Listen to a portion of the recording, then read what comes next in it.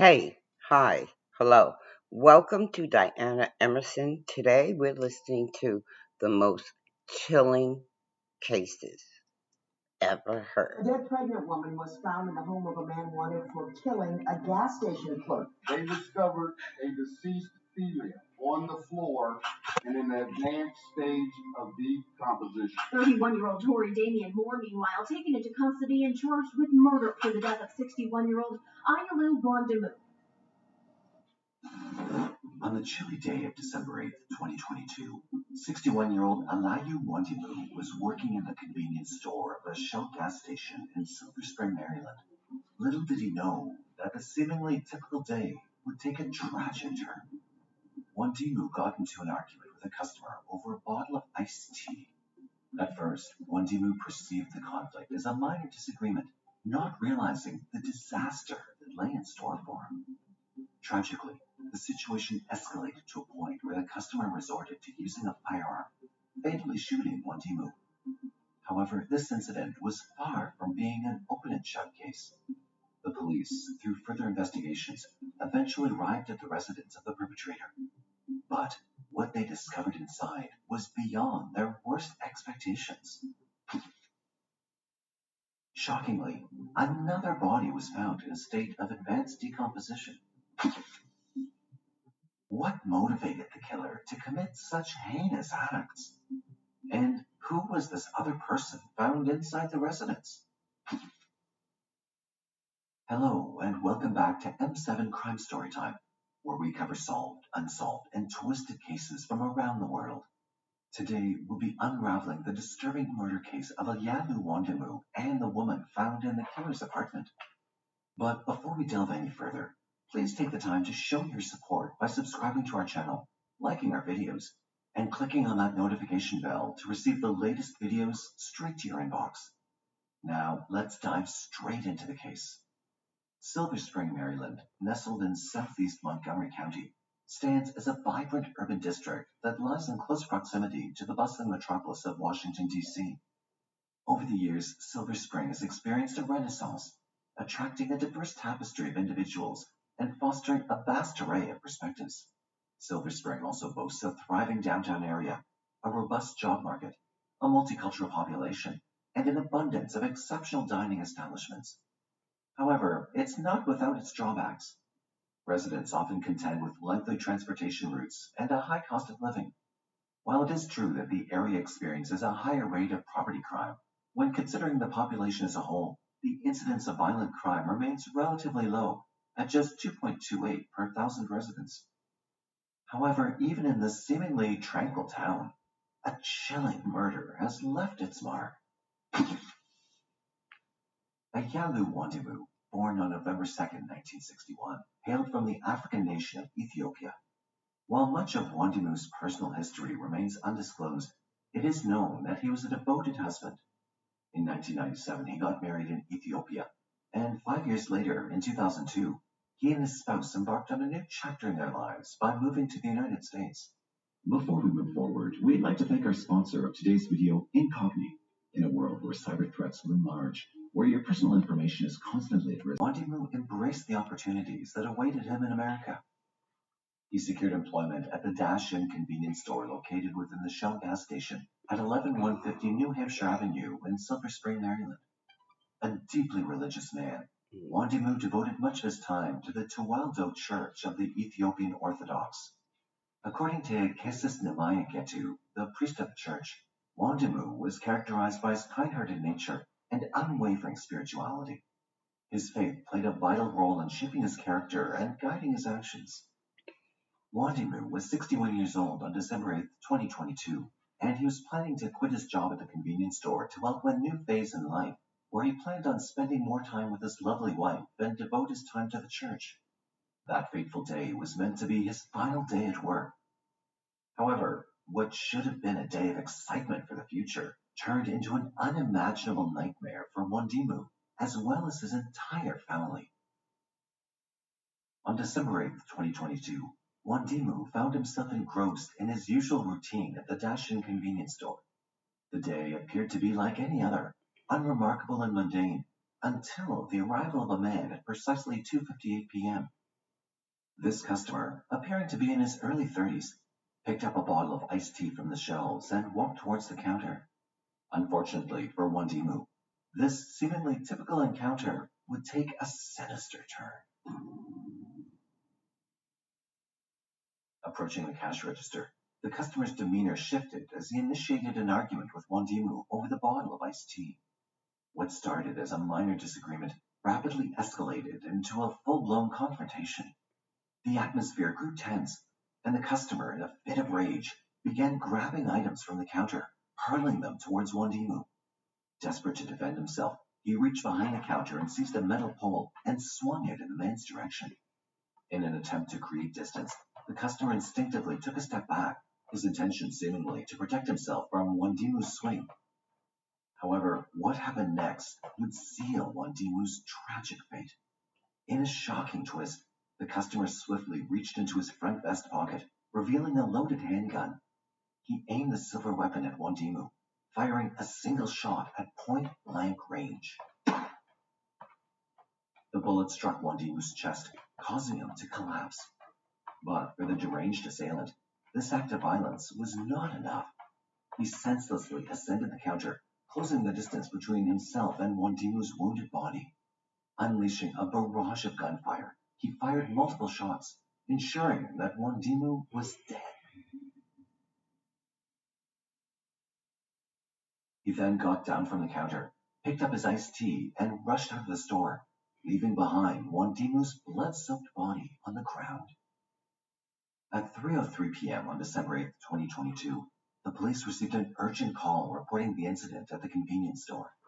Responding swiftly, they raced to the scene and discovered Ayalu Wandimu behind the counter, bearing multiple gunshot wounds to the chest.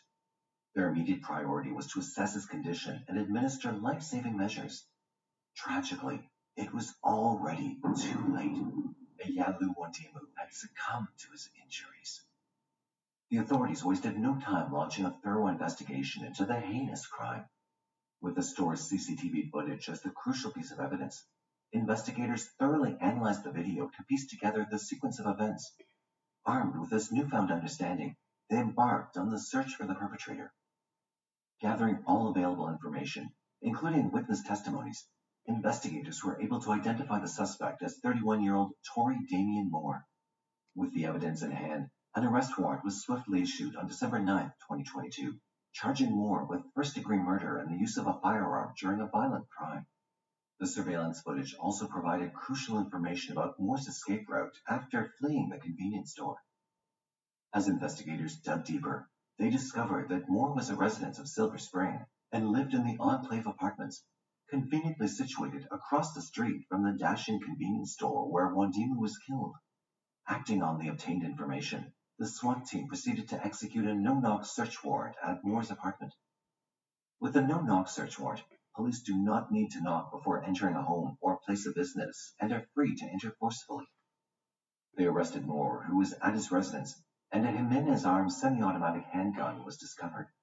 However, what they encountered next was a scene of unspeakable horror.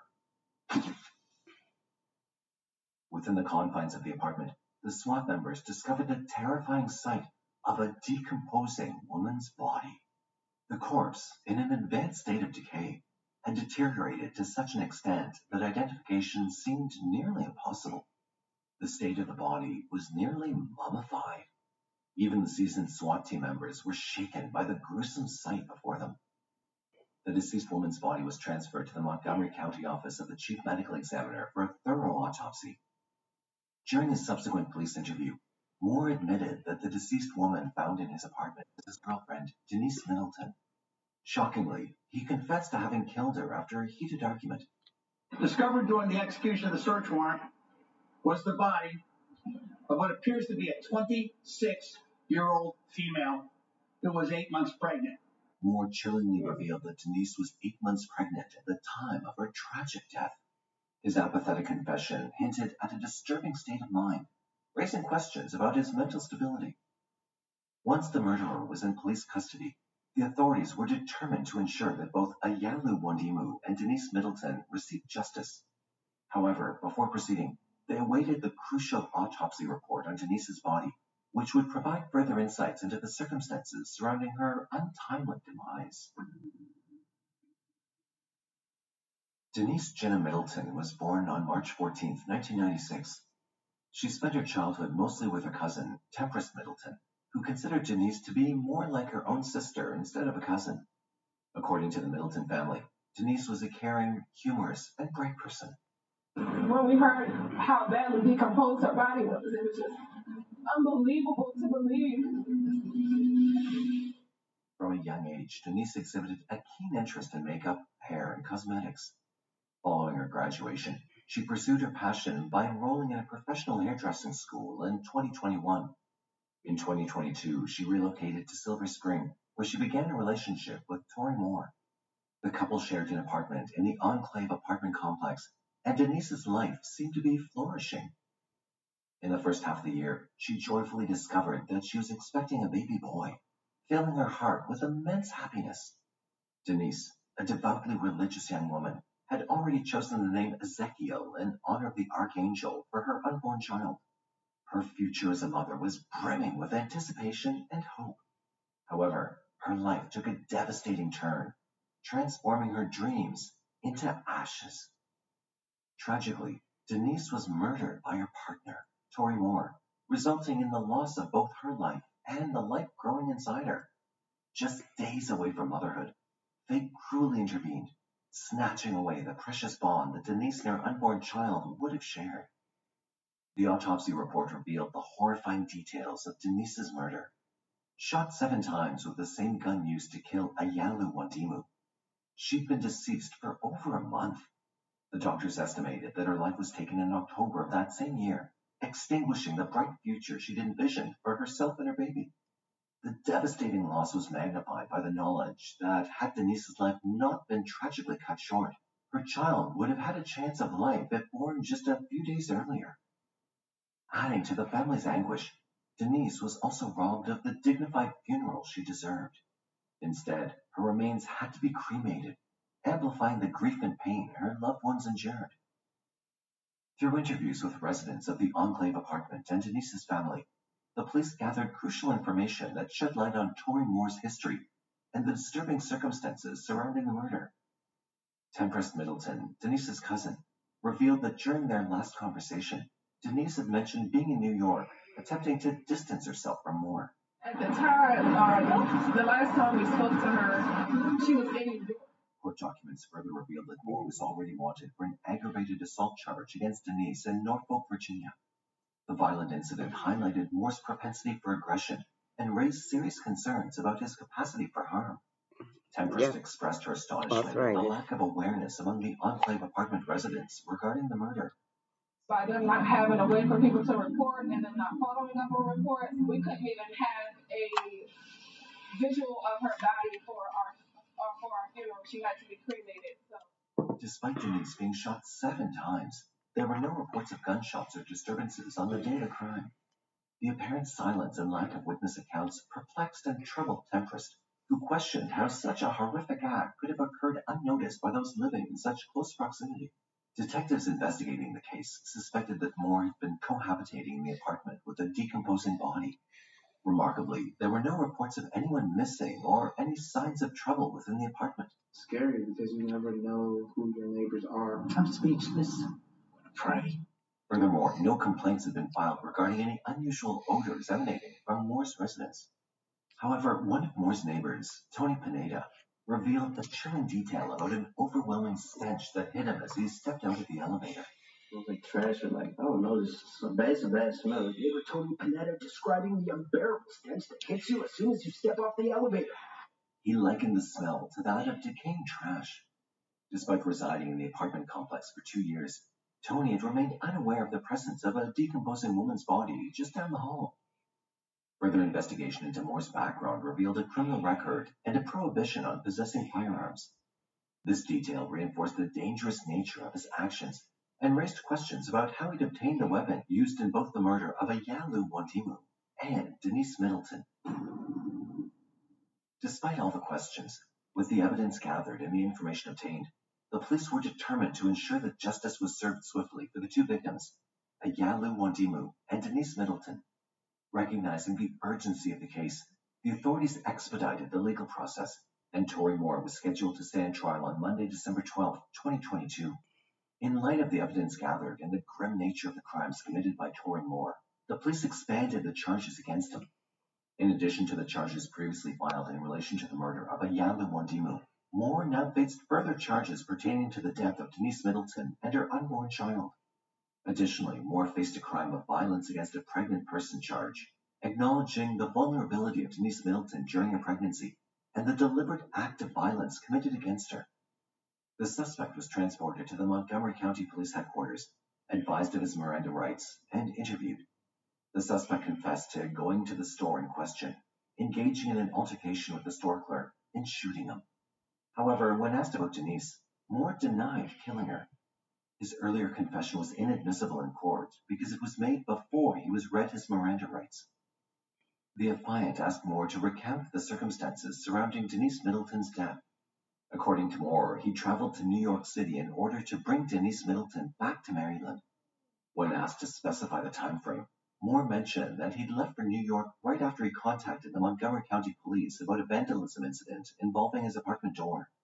It was revealed through Montgomery County Police records that he filed the report on May 12, 2022. Moore then stated that shortly thereafter, he and Denise had returned from New York City to Silver Spring. On the day of Denise Middleton's death, which wasn't stated, they'd left the apartment to get food. According to Moore, an argument had ensued between him and Denise on their way back to the apartment. The female who was found inside of the apartment, and that there had been some type of fight between the two about 1 month prior to that led to the victim becoming deceased. He stated that he pushed her down in front of his apartment residence. He claimed that Denise had acted as if he was trying to kill her. He then instructed her to get off the ground and stop putting on a show. He added that Denise was still agitated when they reached the residence. Moore mentioned that a slap might have been thrown and he might have choked her a little. After that, he and Denise had entered the bedroom, where he tried to calm her down. Moore then left the apartment to purchase some marijuana and returned within an hour to find Denise deceased. When asked if she had any gunshot wounds or other injuries, Moore expressed uncertainty. Additionally, Moore claimed that Denise was pregnant and had informed him that the baby belonged to him. He stated that the baby was due in October and that it was a boy. However, Moore continued to deny having killed Denise Middleton.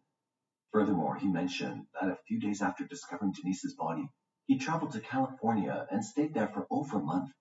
He'd only recently returned to Maryland in his residence.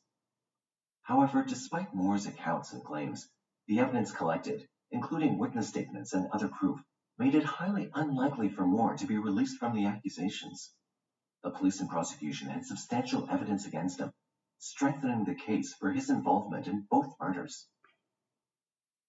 Moore's criminal history, including arrests for armed robbery, first and second degree assaults, robbery with a deadly weapon, kidnapping, narcotics possession with intent to distribute, and loaded handgun on his person, highlighted his violent tendencies. The police also obtained the aggravated assault report filed on June 2, 2022 by Denise from the Norfolk Police. The first trial for Moore took place on Monday, December 12, 2022, at the District Court in Rockville in Montgomery County. However, the trial was continued pending his mental health evaluation. After a review of the report from the Office of Court-Ordered Evaluations and Placements within the Department of Health, Justice Amy Bills ruled that Moore was not competent to stand trial. A preliminary hearing was scheduled for January 6, 2023. Moore appeared in court for additional hearings concerning his mental state on December 15th and December 19th of 2022. In all these hearings, he was deemed unfit for trial. State's Attorney John McCarthy expressed concerns about Moore being a danger to himself and others if released into the community, leading to his detention in police custody without bond. Moore's request for a release to pretrial services was also denied by a judge. However, Temptress Middleton expressed her disappointment in an interview. She said, "He's not incompetent at all. I don't believe he's incompetent to stand trial because he was able to tell the cops what he did to her and why." Despite the ongoing pain experienced by the two families, the case remains unresolved. However, there is a possibility that the case might come to a conclusion soon. Moore's fate will be determined after he completes a mental health program and and has another competency hearing. Do you believe Moore's mental instability is enough for him to escape prison bars? What